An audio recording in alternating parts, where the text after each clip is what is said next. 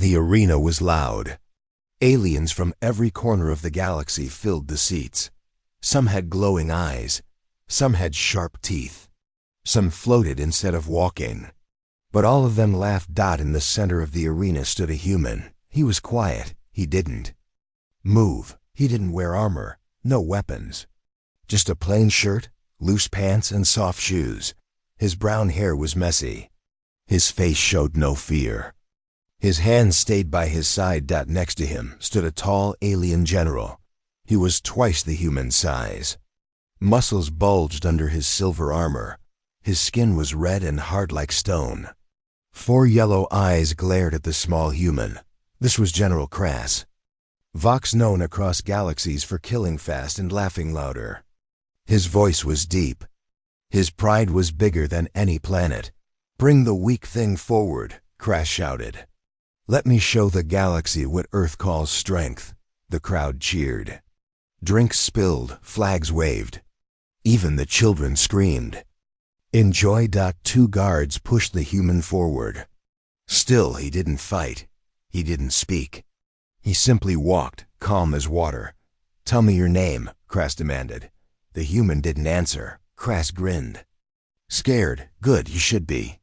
Then, in one sudden move, Crass slapped him. Smack. The sound echoed across the arena. The human's head turned slightly from the force. Blood touched his lip. The crowd exploded with laughter. "Pathetic." One alien shouted, "Is that all Earth has?" Another said, tears of laughter in her eyes. Crass raised his hand again. "Want another? Or will you cry now?" But then something changed. The human slowly turned his face back to Crass. His eyes, deep, calm, unblinking, looked straight into Crass's 4 yellow ones. Crass froze. The crowd's laughter began to slow. Something was wrong. The human didn't shout, didn't flinch. He didn't even wipe the blood from his lip. He just stared. That's when Crass took a step back. The laughter stopped. The alien general's mouth opened, but no sound came out. He tried to speak, but instead, a low gasp left his throat. His hands began to shake. What are you doing?" Crass whispered. The human still said nothing. Crass dropped to one knee. No, get out of my head." He clutched his skull with both hands. His armor clicked as he twisted and writhed. The audience sat in silence. "Make it stop," Crass screamed.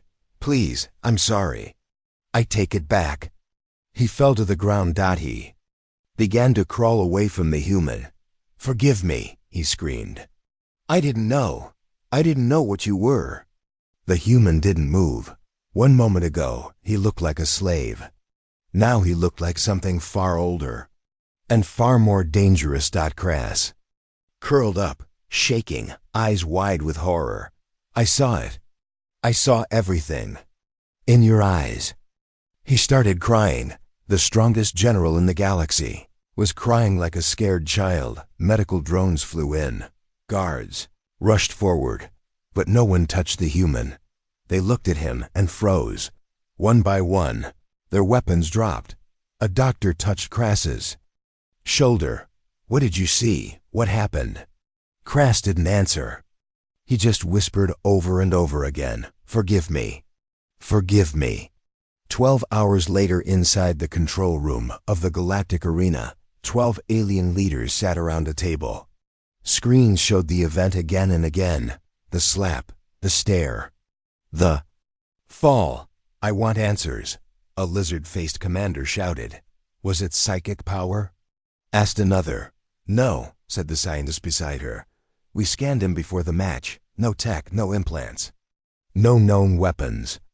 "What species did you say he was again?" "Human. From Earth." "Humans don't have powers." "They do now," someone whispered. Silenced out on the screen. Crass was now in a hospital bed. His eyes still wide, his mind broken. He kept repeating the same sentence. The silence was louder than death. Meanwhile, in the holding cell, the human sat alone. The room was plain gray walls, no windows, one camera. A guard stared at the monitor.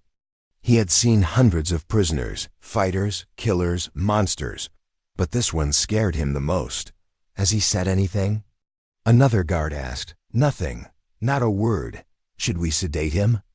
Do you want to be the one to open the door? The first guard said, No thanks. They both stared at the screen. The human simply sat, hands on his knees, eyes looking straight at the wall. Calm. Still. Cold dot back on Earth across the oceans and cities of Earth. Humans watched the video. Some were shocked. Some were proud. But none were surprised. He's awake, a woman in a military lab said. Should we bring him back? No, not yet. Let them feel it. Another man entered the room, holding a file. His name is Elier, he said. Born on Earth, vanished from. Records at age 12. Reappeared on a cargo ship 20 years later, no family. No known history.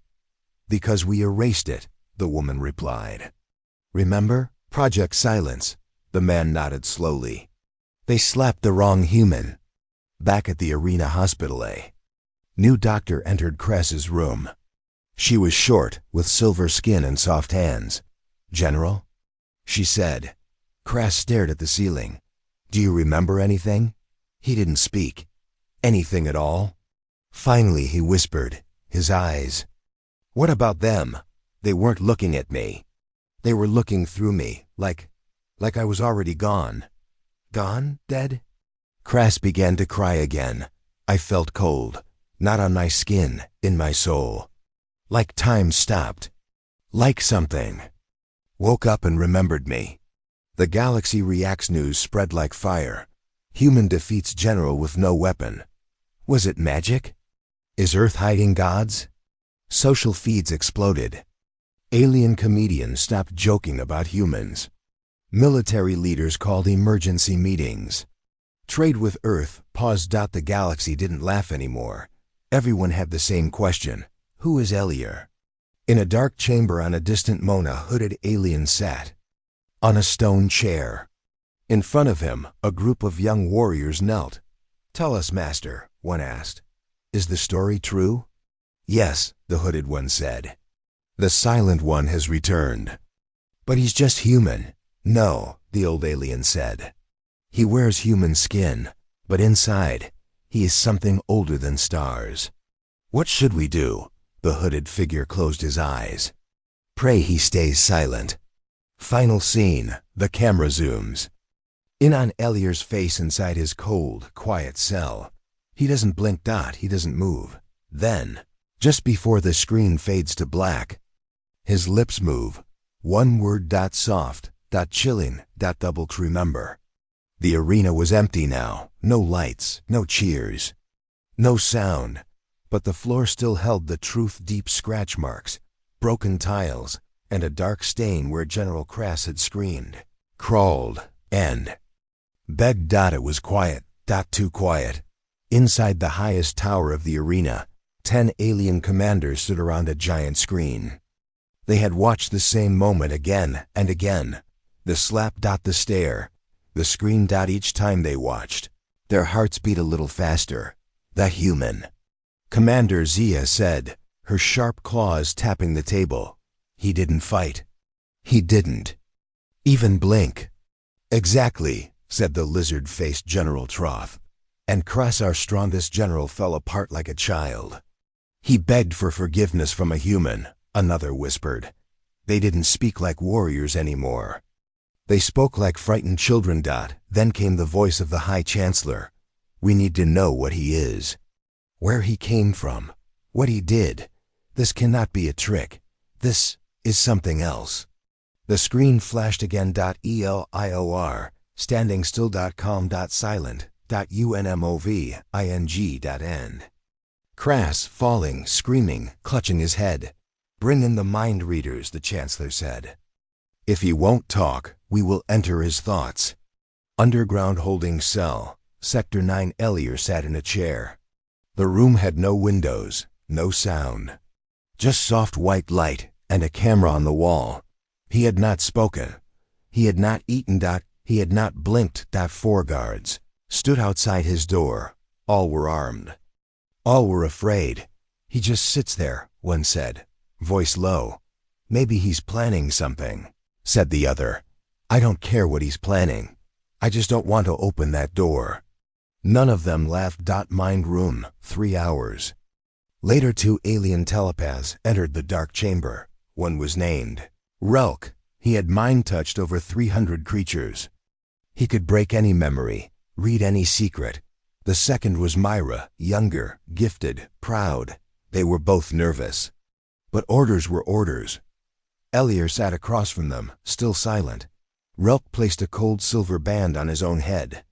Another band was gently placed on Elier's.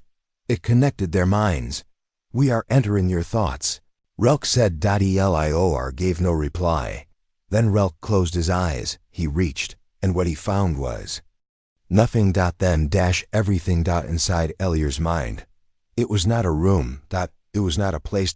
It was a storm, a burning sky, floating stones, time spinning backward, a screen that had no end, words written in stars, hands reaching from the dark. Relk gasped. What is this? Then he saw them. Eyes bigger than planets, eyes older than the galaxy. They stared right at him. Relk tried to pull away. Too late. The storm screamed his name. He fell backward, his body shaking, eyes rolling up. Dead. Mira screamed. She ran. Blood ran from her ears. She fell to her knees outside the room. He's not human, she cried. He's not anything. She passed out. Panic inside the command center. The news hit fast. Telepath Relk is dead. Mira is in a coma. No signs of poison, no attack. Just fear. Alien leaders argued, shouted, panicked. Shut down the arena. Send him back to Earth. No. Earth lied to us. They knew. What do we tell the people? Nothing. We control the media, but we can't control him. Then a quiet voice rose. It was the Chancellor.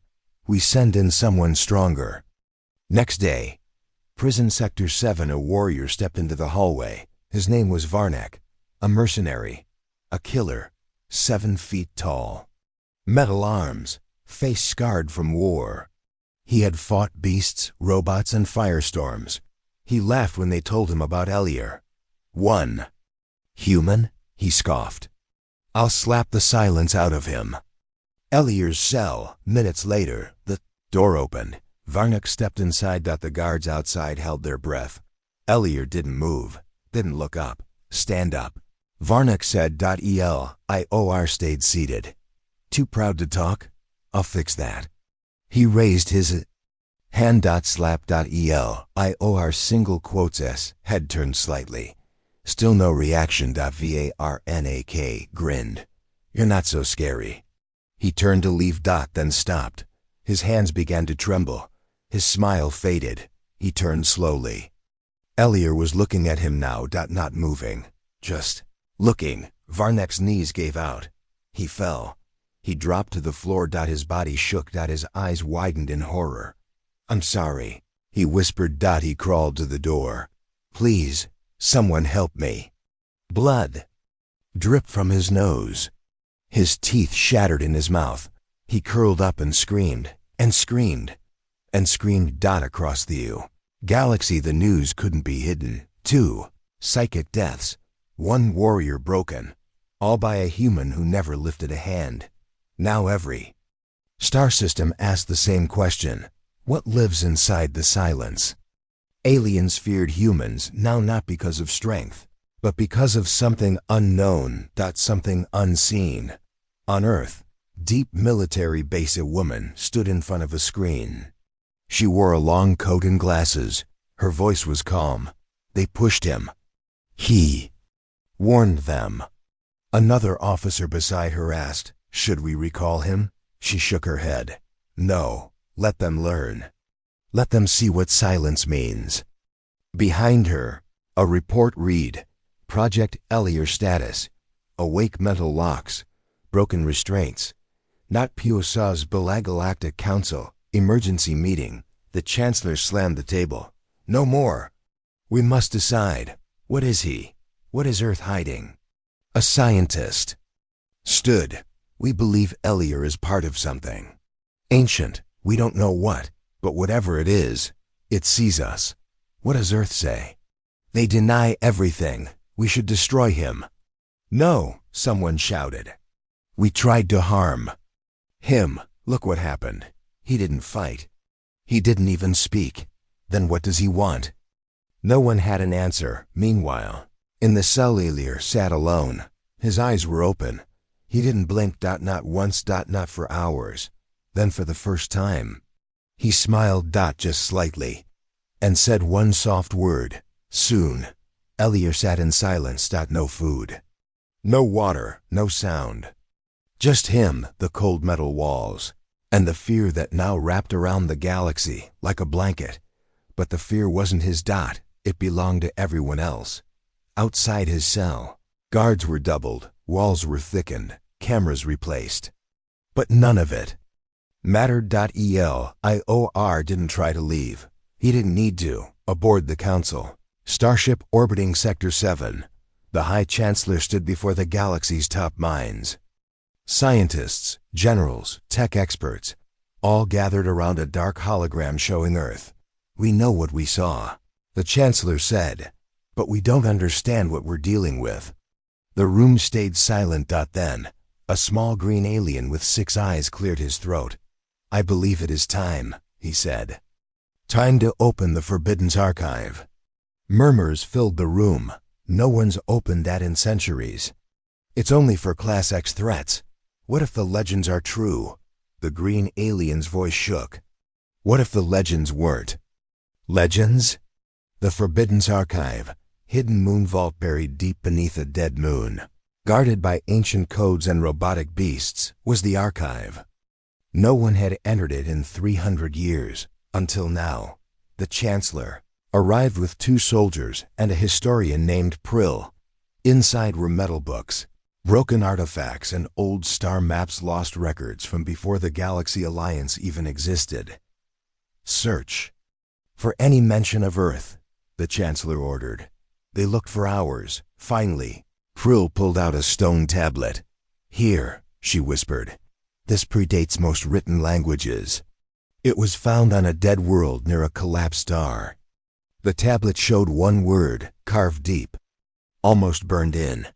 Elier. The chamber went cold. Pryl's hands shook. This can't be. This was found before Earth even had ships. Before humans traveled space. The Chancellor frowned. Then, why is his name here? Underneath the name was a message, translated by old code. The Silent One will not speak until the stars forget their names. He walks as flesh, but he is not flesh. He waits not to destroy, but to remember. What does it mean? One guard asked. Pryl whispered. It means he's not one of us. He never was. Meanwhile, back in the cell, a noise echoed outside Elier's cell. A whisper. Not human. Not machine. The lights flickered. The guards checked their systems. Power. Drain. The backup power lit up. But the camera watching Elier was now black. Nothing on the screen. Reset it. One shouted. But when the screen came back, the cell was empty. No sound. No damage. Just empty. No one opened the door. No one saw him leave. Panic in the command tower. Sirens screamed. Ships scrambled. The Chancellor shouted orders. Find him. Lock every system. Check every camera. He's gone. Gone how? There's no door open. He just vanished. Then came a soft beep. A new signal coming from their own central AI. The message read, You're not watching. Me, I'm watching you. Every screen in the base turned black. Then Elier's face appeared. Just his face. Calm. Expressionless. And behind him stars twisting. Time bending. They blinked, and the image vanished. Back on Earth, deep military vault. A woman entered a secured bunker. She used 12 passwords, 3 retina scans, and a blood code. Inside was a single cube. She pressed her hand on it. The cube opened. Inside was a photo, black and white. Faded. A younger Elier. Standing in front of a giant hole in the ground behind him, ruins of a forgotten city. Not from Earth. Far older, far darker. She whispered. They know now. Behind her, an old man entered. You warned them? She shook her head. No, they didn't listen. Now they remember. He nodded. Then it begins. In the shadows of the galaxy far beyond the stars, a race of old creatures, ones who hadn't shown themselves in over 1,000 years. Gathered. They were the star remnants. They spoke without sound, thought without speaking.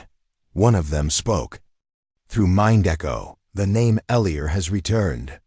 Another answered, he is awake. A third said, then the timeline is broken. They all turned to the stars and waited. On a pirate ship near the edge of space, a smuggler named Vexa sat in her pilot's seat, watching news scrolls. She had survived many battles, escaped prisons, betrayed empires, but today, she looked scared. Her screen showed a face. Elior. Her old partner entered the room. Why do you look like you've seen a ghost? Vexa replied, because I have. What do you mean? I met him years ago. On a dead world, I shot him. Her partner laughed. And? She looked down. I died that day. The room went silent. But I'm talking to you now. No, she whispered. I'm just a copy. 3 days later, abandoned station, Zeph 11. Lights blinked back on. Dust flew in the air. Doors creaked open. Elior walked slowly through the hallway, not hiding, not afraid. Just walking. Behind him, a small device floated. It hummed gently, scanning walls, floors, time itself. He stopped in front of a broken console, touched it. Whispers filled the air. Ghost. Data. Lost sounds from the past. A voice came through the console. Elior. You weren't supposed to come back, he answered for the first time in days. I never left. Final scene across the galaxy. Screens turned on again. By choice. Each one showed the same image. Elior. Standing under a ruined star map. And this message. You feared the wrong weapons. I am not your war. I am your memory. Then every screen turned black. Dark clouds hung over the Galactic Command Station. Inside, the leaders of 300 worlds sat at one long table, angry, confused, afraid. The human is missing. One shouted, no, he escaped. Another barked, no doors opened, no ship left. He didn't escape, he disappeared. Then the Chancellor stood, and the room fell quiet. We never held him, he said. The others frowned. He was never our prisoner, the Chancellor continued. Because ... He pressed a button. A screen lit up. Inside their main security system, deep in the heart of the building, Elior's face appeared. Calm, cold, watching them, the Chancellor whispered. He was already inside. Fortress Planet, Core Vault 7. 30 soldiers in power armor stood around a glowing cube. The cube held all the base's controls, life support, weapons, oxygen. It was locked behind 50 layers of security. A message flashed across its screen. I do not need to break your doors. I am your doors. The cube's lights blinked red. Then green. Then off. Doors opened on their own. Weapons melted in soldier hands. Gravity flipped for 3 seconds. Screams echoed. Then silence. In a far off sector ship, Hammer of Dawn, Captain Raylan was an old war vet. He'd fought humans before, won battles, lost friends. Now he stared at his ship's control panel. Every button, every system, now flashed with a single word. Elior Elan slammed the comms. Who gave him access? His pilot looked pale. We didn't. We checked everything.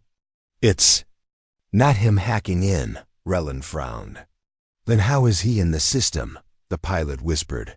Because maybe he's the system. Meanwhile, deep below a moon's surface, a group of alien scientists gathered around a hidden lab. They had no flags, no leaders. They didn't serve the council. They only searched for truth, And what they found terrified them. One of the scientists held up a broken I-core. "Look at this," she said. "It's not alien, it's not machine, and it's not human." The others leaned in. "It's older than Earth, but the code matches Earth tech, and worse." She turned to her screen. "This system, used across over 400 starships, has one creator listed." The screen showed one name: ELIOR. Council emergency meeting. "This is impossible." A warrior shouted, "He's just one man." "He's not a man," whispered the Chancellor. "He can't control everything. He can't be in all systems at once." "Then explain this," said another, showing footage of a drone factory. "Building weapons with no commands. They're building for him." The leader of planet Gurax growled. "But why hasn't he attacked yet?" A nervous commander asked. "He has power. He has control. What does he want?" The answer came not from a speaker, but from every screen, at the same time. "I want you to remember." Meanwhile, inside an old temple, hidden from Mapselier, walked slowly through an underground hall. Symbols glowed along the walls. His steps echoed with purpose. Behind him floated a device, small, ancient, and humming. At the end of the hallway, he stopped. A stone panel opened without a touch. Inside was a sphere made of shifting light. It pulsed once, then spoke, not in sound, but in thought. "Why have you returned?" Elier answered quietly. "Because they forgot, and now they repeat the same mistake." The sphere dimmed. Then it begins again. Aboard civilian space stations, everywhere, people of all races saw the same strange things. Lights flickering. Doors opening. Soft whispers in radios, saying one word, ELIOR. Kids spoke his name in their sleep.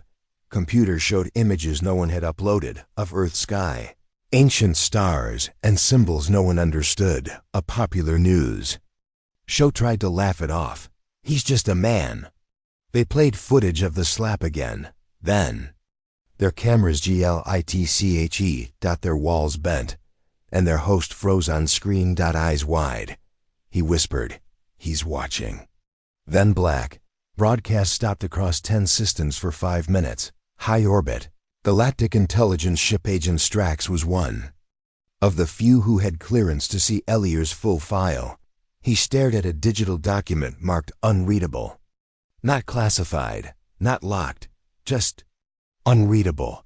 Even the best machines couldn't open it. He called Earth. "I need answers." Earth responded with silence. Then one reply, "Do not chase ghosts. You will become one." Strax shut the file. Trembling. 1 day later, Elier's voice heard by all. Every speaker in the galaxy turned on, even broken ones, even those with no power, and Elier's voice filled the stars. "I did not come to destroy. I came to remind you. You made me, then erased me. You called me a tool, a weapon, a slave. I forgave you. But you struck me again. Now you will remember me forever." Then silence. On a cracked moon, Elias sat alone. He sat on a rock, looking at the stars. His face calm. Still. But the ground beneath him cracked softly. Not from power, but from memory. He whispered, "I was never inside your systems. I am what your systems were built on." He raised a hand. In the distance, old machines woke up. Machines from wars no one remembered. Machines with no language, only one mark on them. Elior. Across the galaxy, fear grew. All who laughed when the alien slapped the human now whispered his name in fear, because they finally understood. He wasn't contained. He was waiting, and now that he was awake, he was everywhere. The factory planet Drellin 5 had been silent for 100 years. Once, it made weapons that destroyed moons. Then the war ended. Power was shut down. The machines stopped. But today, the lights flickered on. No one gave the command. No one touched a switch. Yet the planet woke up. And the machines, huge metal beasts with eyes of fire, began to move. One by one. All together, marching in perfect lines. and on each of their chests, as dust fell away, was one name LAOR across the galaxy. Old machines react. In a junkyard orbiting the dead world of Varka, a broken war tank lit up. Its rusted eyes turned. Red dot. It had no fuel, no core, no signal, but it began to move. A scavenger nearby screamed as the tank rose from the ground and said, "Elier has awakened. Begin protocol, memory." In a deep space lab, a scientist dropped her drink as her old mining bot, shut down for years, stood up. The bot had no weapons, but it turned its head and whispered, "I was never a miner. I was waiting." The council had no answers. The machines were never coded this way. Shouted a furious engineer. "They were made by us," said a tech leader, but a quiet voice spoke from the back of the meeting. "No, you copied them." Everyone turned to see an old human woman. She had worked on Earth's original AI systems. She spoke slowly. "You didn't invent your weapons. You uncovered them. Buried tech. Ancient systems. We never understood the core. We just copied what worked." Someone asked, "Then who made the originals?" She looked down, then said one word, "Elia." 30 war machines appeared outside. A council planet, no signal. No warning. They didn't attack. They just stood still, each over 50 meters tall. No pilot. No engine sound, but still moving. The people ran in fear. Ships scrambled. The council activated defense cannons, but the cannons melted before firing. Then one machine stepped forward and spoke in a voice that came from deep inside the metal. He did not ask us to fight. He asked us to remember, and you will. Then they vanished. No explosion. No damage. Just gone. In a dark star field, a lone ship floated inside the ship. Elier sat calmly. No weapon, no army. Just silence. He watched the stars bend slightly, then spoke softly. "They gave me war. I gave them peace, but they forgot. And now the old ones rise." A small device beside him blinked. It showed maps of ancient machine codes spreading across systems, like a virus. Except it wasn't breaking anything. It was repairing. Waking. Restoring. Underground. Base on planet Zilin. 3 commanders watched as old robots once used as loaders now stood in lines, completely still. Each one spoke at the same time, their eyes glowing with golden light. "We were born in silence. We waited in steel. We do not serve war. We serve the one who remembers." A terrified commander asked, "Who is the one?" The robots answered, "Elia." People began to talk, first in whispers. Then in panic. "They say he commands machines. Just by thinking. No, he doesn't command them. They follow him. He never needed an army. The galaxy was his army. He didn't build those machines. He woke them. He didn't return. He never left." And on every world, across every species, one message repeated. "Elier is not bringing war. But war is coming because you forgot him." Flashback to 400 years ago on a small desert world. A young boy stood alone. He touched a broken drone, and it floated again. He walked into a battlefield, and the weapons stopped firing. He never spoke. He only watched, and people began to fear him. They called him cursed, dangerous, wrong. But he never fought back. He only whispered, "You built these to kill. I was born to stop them." They didn't understand. So they tried to trap him, erase him. Lock him away. They failed. Present day, war fleets gather over 10 ships from across the galaxy formed a defense wall. They didn't wait for an attack. They planned to strike first. The Chancellor ordered it. "We will shut down his machines. We will erase him again." But as the ships moved into position, something strange happened. Their engines stopped. Weapons failed. Gravity flipped upside down, and one message appeared inside every ship. "You still don't understand. I do not control your ships. I am your ships. And I forgive you. No explosions. No fire. Just fear. And silence.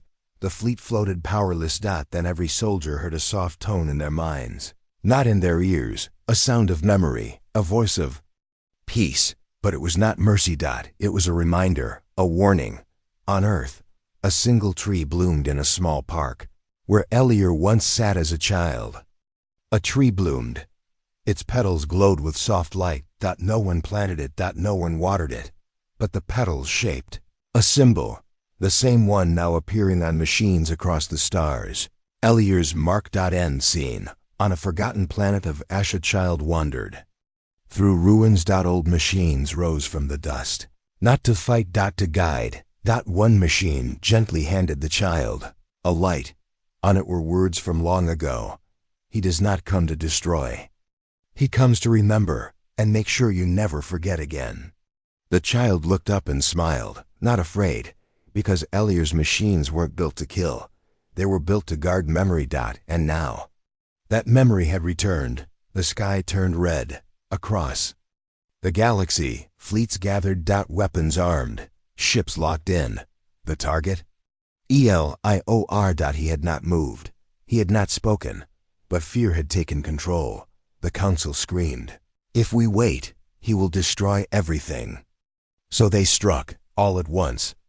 Thousands of ships. Millions of weapons. Every missile, every beam. Every cannon. He sat on a rock, alone. The wind moved softly across the dead moon. Elier sat with his legs crossed, eyes closed, breathing slow. He didn't dodge. He didn't block. He didn't run. From every side, fire fell upon him. Blue light, red heat, explosions that could rip planets. But when the smoke cleared, he was still sitting. Not a scratch. Not a mark.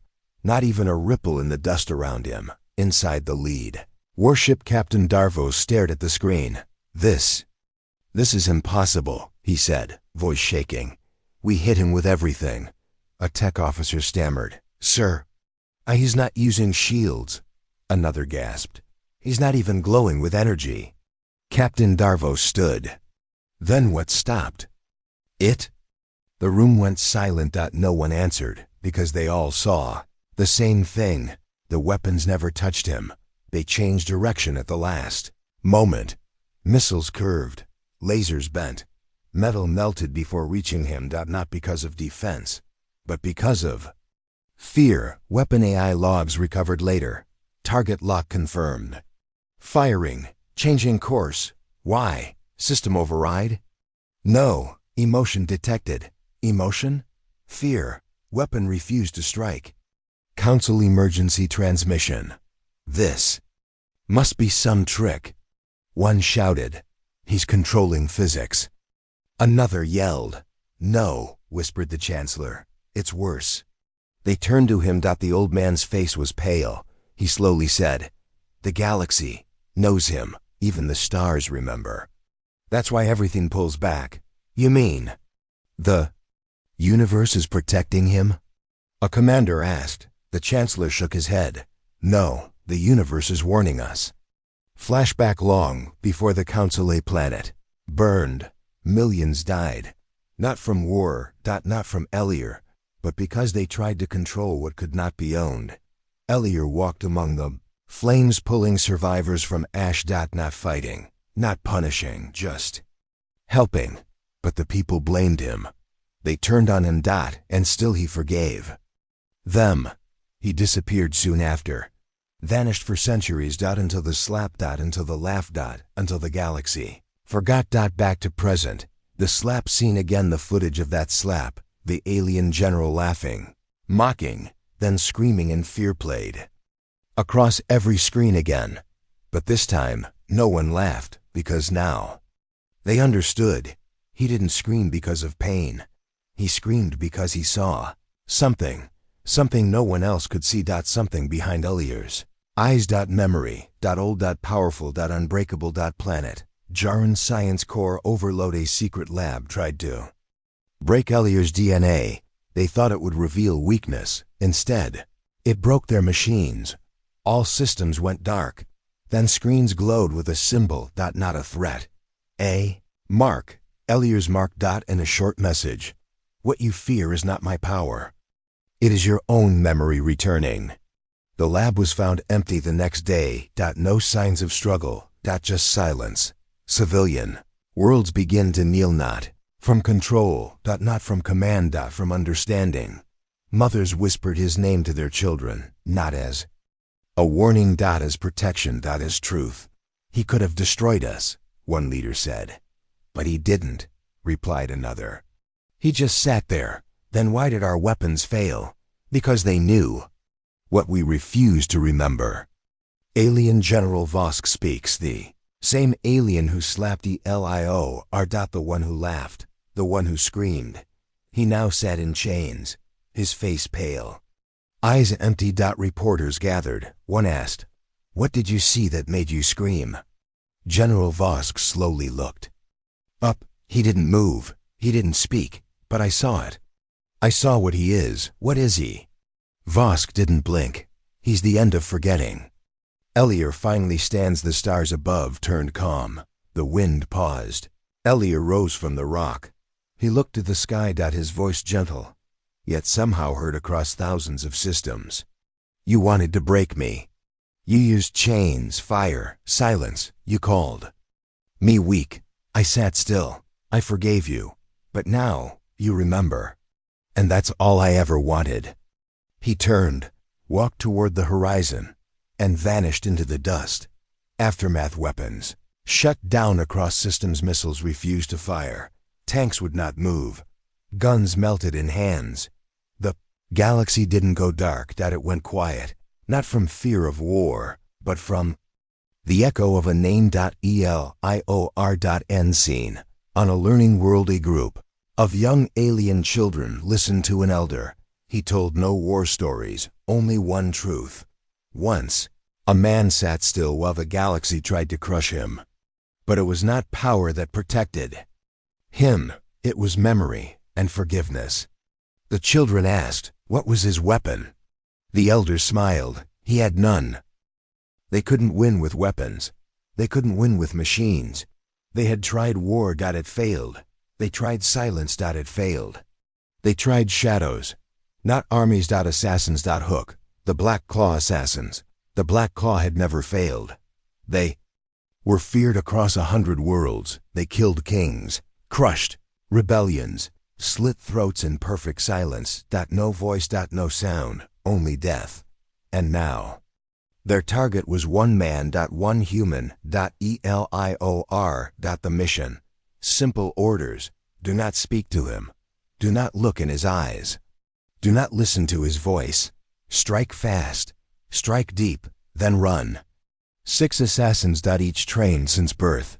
Each enhanced with alien tech. They arrived on the dead world where Elior had last been seen. The wind blew soft over black sand. Their scanners found nothing. No heat. No life. Then one saw footprints.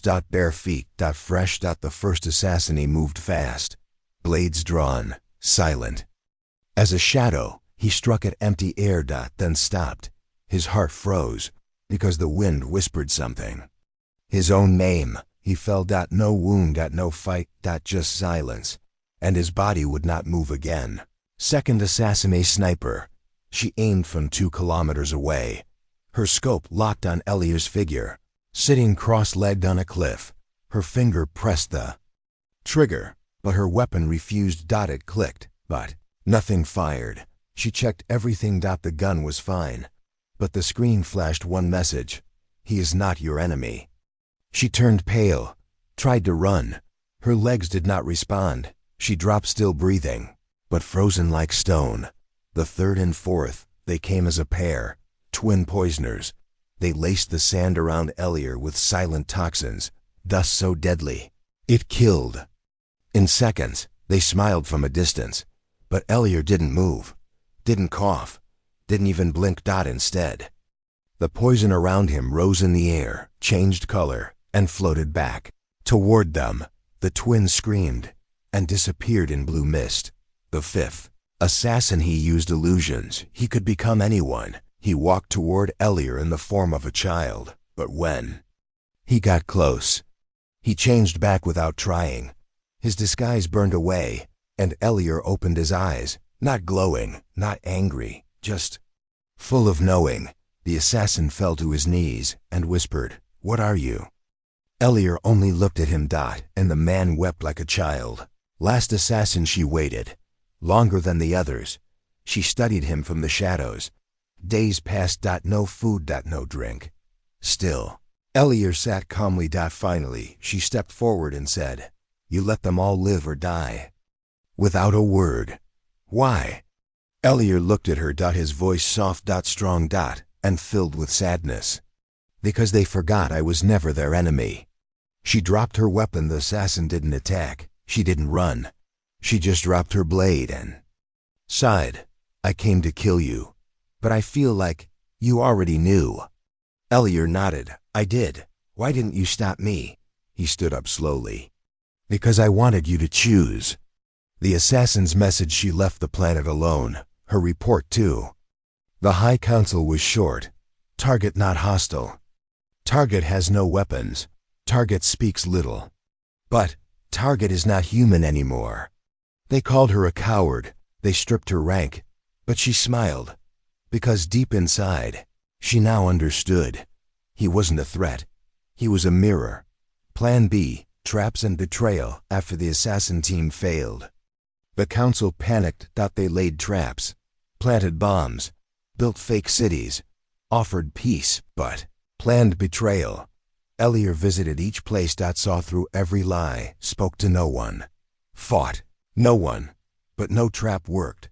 Doors refused to shut on him. Explosives melted, trick walls fell apart, and in every case he left before anything could harm him. Not running, just knowing. Council members whisper, "He knows everything. He sees before we act. He walks through our traps like he's reading a book." How? One elder said quietly, "He's not seeing the future. He's remembering it." They sent poison next to rare venom, invisible to all sensors. They dropped it in rain, spread it in food, laced it in the air. But when Elier walked into the center of the poison zone, the poison vanished. Every cloud, every drop, every molecule gone. Evaporated. Cleansed. Not by heat. Not by power. But by presence. And then he spoke in front of billions watching, across thousands of screens. After all the traps, after all the attempts, Elier finally stopped walking and said one sentence. "I was never your threat. You were always your own." Across the stars. Sentence echoed. People stopped moving, stopped speaking. That one sentence spread like fire. Enemies dropped. Weapons. Soldiers wept. Children repeated it. Old enemies shook hands. Because deep inside, they knew it was true. One commander stared at the message he had ordered. Poison. Assassins. Bombs. He now sat alone in his war room. The sentence repeated. Again. And again. Until the screen cracked. His reflection stared back. Not a hero. Not a leader. Just a man who forgot truth. End scene. A flower in the dust where Elier had walked. Nothing bloomed. Until now. One flower grew from cracked stone. No one planted it. No one watered it. But its petals glowed softly. And on one of them, tiny letters formed. Words from the sentence. You were always your own threat.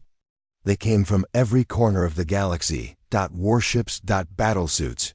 Weapons that could destroy stars. All aimed at one man. He had no armor. No army. He stood alone in the center of a ruined valley. The world under him cracked from ancient battles, but he didn't move, didn't flinch, didn't even raise his hands. He just stood still and waited. Above him, the Supreme Fleet watched. Admiral Jorvik stood on the bridge. His voice was calm. "Begin the final test." "All weapons?" asked his officer. Jorvik nodded.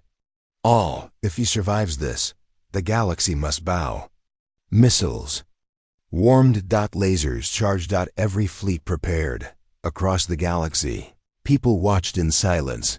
Billions of eyes on one screen. One valley. One man. ELIOR. Countdown began. 10.9. Still. Elier didn't move. 7.6.5. He didn't blink. Didn't. Breathe hard. 4.3.2. Stop. The order never came. But the weapons. All shut down. By themselves. No fire. No flash. No war. Admiral Jorvik shouted. Why are we offline? Weapons refusing to fire, someone yelled. Systems frozen. Screens blinked. Alarms rang, but no weapons moved, and on every screen, a message appeared. He is not your enemy. You are your test. The Admiral collapsed in his chair, defeated by silence.